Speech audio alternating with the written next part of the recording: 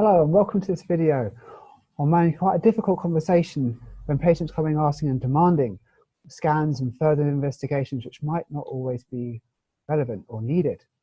This can be quite a tricky topic and can cause us to have some quite tough conversations. So the idea of this is to hopefully help you be able to manage these conversations easier and better in the future.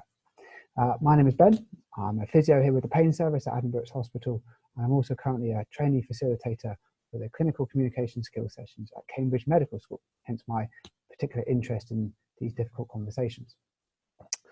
So this presentation was originally done for a group of FCPs, and I'm going to pitch it at an experienced physio in an FCP area, but it can still be relevant for any physio, and whether junior or very, very experienced. Hopefully we can all get something from this. So I'm going to make some assumptions on that basis that you already know, and these are things that have come up a lot already on social media and on various research around communications with patients. I'm going to assume that you know that you should be listening attentively to patients and not interrupting them when they're telling their story. Patients really value being listened to and being given the time to do so. And often when someone's able to get out all of their story, it can allow them to feel that they've been able to move forwards and not miss anything out that might be very relevant. And sometimes can help them solve their own issue without you needing to say anything. Next thing, I'm going to assume that you're able to summarize back to someone what they're reporting. In regards to whatever their problem is, you're able to summarize it back in a way that they feel that they've been heard. Next thing, I'm going to assume that you know to maintain some attentive body language.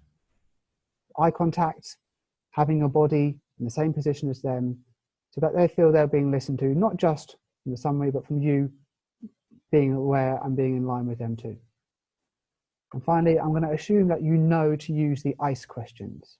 So ICE, for those that don't know, impressions, so what does the patient think is wrong? What will help? Concerns, what is their biggest concern about what they've come to see you for, and any other concerns they have? And expectations, what do they expect from you or the service to help improve or manage the situation? So I'm going to assume you know these things already, so I'm not going to go into too much detail on them. I will make an obvious disclaimer now. You will, off the back of this video, not be able to wave your hand and pull off any magic Jedi mind tricks from saying certain words or doing certain types of body language, which will make someone immediately change their mind so they no longer feel they need that scan. I'll say this later, but people generally don't just change their minds immediately. It takes time and often won't happen until they're days and weeks after they've met you. So this is not the intention of this video. So I'm going to give you a case study to start with. You're in your FCP or general physio clinic and you've been told that 47-year-old Kevin here is booked in to see you. He's phoned up the practice yesterday, wanting to discuss his back pain about a new scan. That's what you can read on the appointment summary. And that he phoned up yesterday and demanded to be seen in person, stating that it's his right as a taxpayer, for all the tax he's paid over his years, that he should be seen in person, not just on the first line phone or video appointment. You've already got an idea of what this chap could be like. And here's his, no pun intended, back story. So you're able to go through the previous notes and you can see that there's a letter from 18 months ago where he's been seen in a specialist MSK service. They report a 5-year history of back pain that came on suddenly after he'd been doing lots of bending, repairing his car at home, and it's then been the same ever since. He saw several physios over time, and they suggested various exercises and rehabilitation, plus some manual therapy too, which helped a bit, but never really resolved the issue at all. As a result, it wasn't getting better. The GP referred to the specialist MSK service and put him on some naproxen and cocodamol, which again helped a bit, but it didn't resolve. Because it wasn't getting better, an MRI was done. It showed some moderate degenerative disc disease, but hopefully, as most of us know by now, that's quite a common finding for anyone over 30, and no surgical target was there at all. Hence, he was referred to his local pain service to help try and manage the situation, but he didn't attend the consultant appointment and was discharged as a result. So that's what you can read on the letter that you get. And you can also gather, you read through the notes and see that he's on these medications currently. His medical issues are listed as these things. And in a bit of a social is that he's a divorced mechanical engineer living alone in a bungalow, and he's got a daughter 3 hours away at university. So you know all this already before he's going to come in. So you're going to, let's say, you call him in, introduce yourself, maintain that attentive body language that I'm assuming you're already doing. You say, how can I help today? And he's very distraught and upset. You know, this pain is killing me now. Nothing's helping. I think I need a new scan. Surely something's been missed here. You clarify from that letter and from talking to him, there's been no obvious changes and that information you've got is correct. So you ask him the ice questions. You say, you know, what's your thoughts? What's going on? And we hear this a lot, especially in the pain service. Surely there must be something structurally wrong. It's been going on for so long now. Surely something must be out of place or broken or torn that's been missed on this scan. His biggest concern is if he can't work anymore and then can't afford his mortgage and the other stresses that come with all of that. His expectations says, I don't know. A new scan, I don't really know who to trust anymore. He's coming in demanding, but he's clearly just also looking for help. There's nothing else he wants to discuss. And you do an objective and you can see there's some restricted back movement, no obvious visual or palpable deformity, and he can walk normally on his own 2 feet. And your reasoning, you're seeing this person, is that there is no indication for a new scan, but he wants one. And it comes to this point where you've got to tell him so. And how do we feel about this? A lot of us will have this feeling. A potentially quite demanding person wanting something that's not indicated. You can't order it because there's no need. It'd be a waste of resources and time. So how are we going to approach this situation? Well, first of all, have a think back for a minute. When you've come to these situations in the past, whether it's yourself or with other people, what has been done that's made these conversations go well? You know, what are the aspects that resulted in them having a good outcome and the patient at least leaving satisfied? What have you also seen and done, either yourself or from other colleagues, where you've seen it go not so well, resulting in lots of shouting and upset and threats of PALS complaints? Okay. So I'm making an assumption here as well that you know what to say, okay? And that what you're going to say, the words are going to be varied depending on the person in front of you and what they come to see you for. And we're going to go on to discuss what we're really going to be going on, which is the key thing, is how you say it and deliver it. The first thing to state is no one ever wins an argument, okay? They've got their opinion that they want to scan. Your reasoning means they don't need a scan. Don't turn it into an argument, okay? Don't start saying you're wrong because of X, Y, Z reason. There's an old phrase that facts don't care about feelings. Well, feelings don't also care about facts, okay? Don't just say, no, here's why, you're wrong, bye.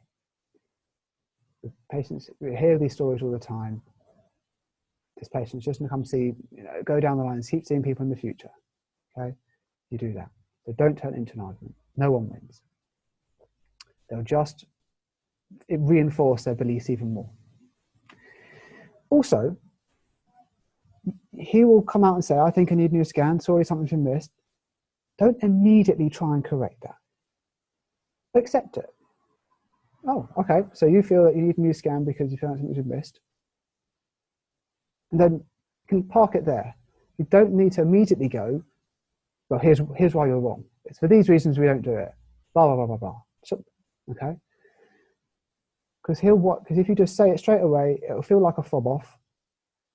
And they'll feel that you haven't looked at them properly, you haven't taken them seriously. Which we want. We know with patients, if they felt they've been assessed properly and taken seriously, you get better outcomes generally. So accept it first. That does not mean you are agreeing with it, okay? So just acknowledging the opinion. Summarising it, repeating it back to them. And as I said earlier, remember, nothing you're going to say or do is going to immediately change his mind there and there, okay? He might not be overly happy, but at least even if you can have this conversation easier, without it turning into lots of threats and shouting and upset, better, okay? And then over time, what we're going to discuss shortly may mean that they are able to change those beliefs over time. When it comes to changing beliefs, we as humans, we go along with something if we generally come up with ourselves, or believe from our own thoughts and processes that's actually a good idea. Okay, so if we come up with the idea itself, we're more likely to go along with it. So to do this, to start with, we also need to try to challenge his own beliefs, and you're going to use whats and hows. So questions that start with what or how. Easy way to start. So he comes in, you've assessed, you've got to this point. What have you been told about scans? What do you know from people you've talked to about MRI scans? At this point, you get an answer that's, you could get all sorts of things, okay? A lot of the time, when I ask, I get, I don't know. I'm not sure.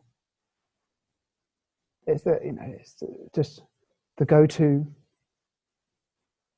belief. Oh, I'm not getting better. I need a scan. Okay, but if you ask them, well, what do you know about them? Not a lot. And so they may have been told something by someone. They may say, oh, well, scans tell you what's wrong. They'll identify the problem. And you could, what do you think about that? Or where did you get that information from? Who told you that is also a good way of, starting to address these beliefs, because it allows them to shift the blame onto someone else. Okay, trying to create that neutral enemy, if you will, or it gives them a way to save face. They may realize as you start asking these questions, before you even get to your statement about why it's not appropriate, that actually, oh, I don't know much about this. Maybe this isn't the right thing. But asking where, or where did you get that from, or who, gives them that chance to get out of jail, the chance to save face. And if you can let them do that, again, they're going to be more, you can have a better conversation about this, and hopefully more satisfied outcome. They'll then state where it came from, or who said it. You could ask a bit more confrontational, perhaps. How confident are you that that's true?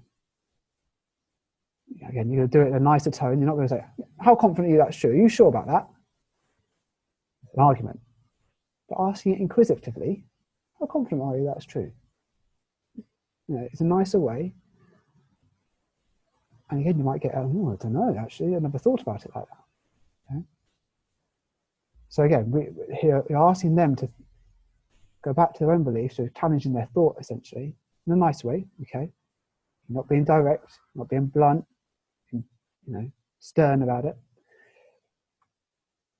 And as I said, they'll then come out what they're going to say, and you've then got to give your response about why this scan or investigation is not appropriate, and how information is delivered will impact on how it is interpreted, and not just their thoughts, but their beliefs, the motivation to do things, and as a result, then how they'll then behave and react as a result of that. In short, how you say it is as important, if not more, than what you say. Again, I'm assuming you know what to say, because we're always, I'm pitching this at someone who's experienced. And if you're not so experienced, you'll learn over time the phrases to use when these conversations come up. But how you say it, which we're not really taught that much about, is going to be as important, if not more, than what you actually say. So, how we go about it? Well, a simple, easy thing to do that takes no extra time, okay? Mirroring or matching. There's different ways of doing this. Body language is one of them. You can see here, Obama and Cameron are mirroring or matching quite well. Now, I've underlined appropriately used, okay? Please do not literally copy every movement that the person makes in front of you, okay? Because that's just mimicking, and that's obvious, and they'll catch on quite quickly. But subtle things like crossing your legs, doesn't have to be at the same height or the same way they have, leaning in a bit, or leaning back even, okay, or to one side. And don't do it straight away. The moment they do it 10, 20 seconds later. And you can, after you finish watching this video, next time you're talking to someone you get on with, whether it's at home or a friend, notice how much you're kind of mimicking each other's body language as you're going through your conversation. Be surprised how much it happens. And we know it's a common way to improve likability. The more someone likes us, the more likely they are to go along with our beliefs and our opinions. And there is some research into this so far in healthcare. In psychotherapy, they found that outcomes where someone was deliberately kind of synchronizing the body language had better immediate post-session outcomes and perceived therapeutic relationships.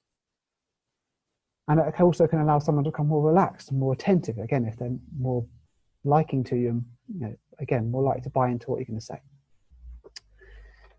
This is a review, again, in psychotherapy, again, showing that therapists where they were deliberately trying to synchronize the body language or mirror or match resulted in more favorable outcomes and more empathetic reports from patients. I will be clear, they did not report on the quality of the studies, and this is all still very novel, newer stuff, which will take a lot more research as we go over time. Now, I talked about body language. We can also do the same thing, but with the words we say. So you can use similar words or a similar tone to help with getting a message across. That we know can help build trust, comfort with someone, and increases the likelihood that the message you're going to give, why they don't need this scan, is the one that they're going to receive. Okay? Why it's not appropriate. What we don't want them to come away is just feeling fobbed off and that you don't care. Okay? What you're trying to do, especially like our chap here, who's potentially very blunt and quite verbally aggressive. He's not, threatening in any way, but he's just getting to the point. We can use this phrase here called match, pace, lead. You can match someone where they're at with their tone, and you can start off quite more louder tone. You can get to the sharper words, and then you can gradually bring them down, bring up to that point where you then want to lead them along to where you want to go. Okay, you're trying to meet them where they're at, not just with logic, but with their emotions as well. Because if you can do that, again, they're more likely to feel where you're coming from, or more likely to feel that you feel where they're coming from. Increasing your empathy, hopefully, better have a more satisfied outcome. We can talk on their level, creates that greater sense of equality. Okay? And they're going to buy into ideas. You only say logic and emotion. So logic is the facts, emotions is the feelings. Okay?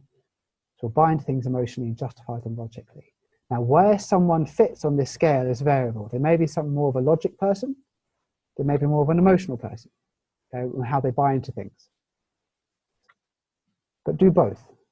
So yes, we need the logic. They need reasons why that what you're suggesting, why they don't need the scan, is the right thing. Okay? That's what you say. The emotion is how you're going to say it. Okay? On their level, meeting them where they're at. Okay? Trying to build some empathy and some rapport so that they feel that they've been listened to, that you're on their level, that you understand where they're coming from. And okay, you may not have done what they want, but at least they feel satisfied, and their mind may well and beliefs may well change after they've left and down the line. When you're going to tell them why that scan's not appropriate, try to keep it simple. Okay? We know simple explanations that are clear generally result in better outcomes. Now, what's simple to one person is different to another. So again, try and pitch that information at what you think is relevant to that person in front of you. If you need to go more sciencey and go into more details, and you think that person will understand it, go for it. Okay, it doesn't all need to be the absolute basics. So do try and pitch that explanation at that person's understanding, or that they want. If they want the really in-depth stuff, go for it. Okay? There's no reason why you shouldn't if you think they'll understand. And try to keep it relevant. We don't care about stuff that's not relevant to us because we're not going to be interested. It's not going to impact on us. If you can try and use their story to explain why that scan's not important, and try to keep the outcomes relevant to what's suitable to them, again, the more likely someone is to take it in. not just showing them a graph of showing all these age-related changes for the people. Keep it specific to that person if you can. If you'd like to know a lot more about all this stuff, here's 2 great books. So How to Have Impossible Conversations, Never Split the Difference. I'd highly recommend these. They don't cost much at all. I've also put a lot more references here. If you're interested, please go and have a look.